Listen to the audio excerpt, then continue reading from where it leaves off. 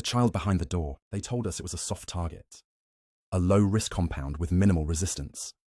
We were to breach, secure, and extract any intel. No more than 15 minutes on the ground. What they didn't tell us, because no one knew, was that behind a rusted steel door in the basement, there'd be a child. We landed under night cover, swept the perimeter, and broke entry like we'd done dozens of times before.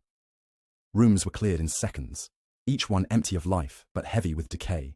Mold on the walls, rats in the corners, cold, concrete floors. It was the kind of building you forget the moment you leave, until you hear the sound.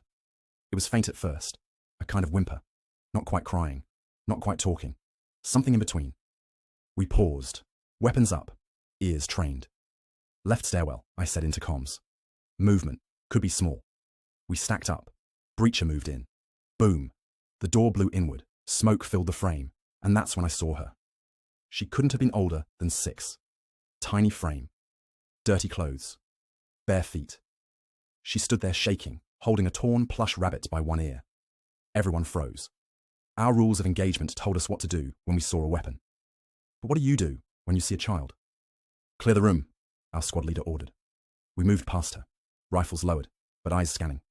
Nothing. No traps. No adults. Just that girl, and that silence. I approached her slowly, taking off my helmet, crouching low. She didn't move. I offered water.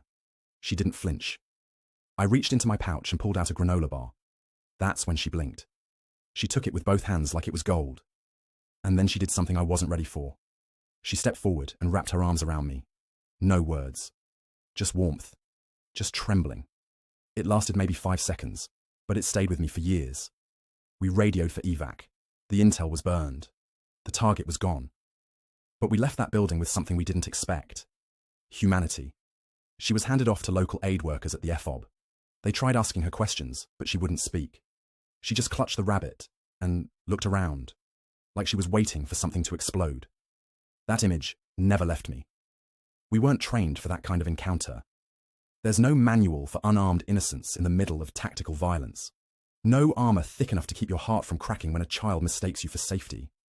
That night, I sat on my cot and stared at my hands. The same hands that had held a weapon all day, now shaking from the touch of someone who had no one else. I don't know what happened to her. They said she was transferred to a shelter 2 cities over. I hope she found peace. A bed. A home. Someone who spoke gently. But I still think about her every time I reach for that same pouch. Every time I zip it open and see the spot where that granola bar used to be. Sometimes war isn't about blood or bullets. Sometimes it's about knowing you were someone's hope. If only for a moment. Drop A in the comments if you've ever carried a face in your memory longer than you carried a weapon.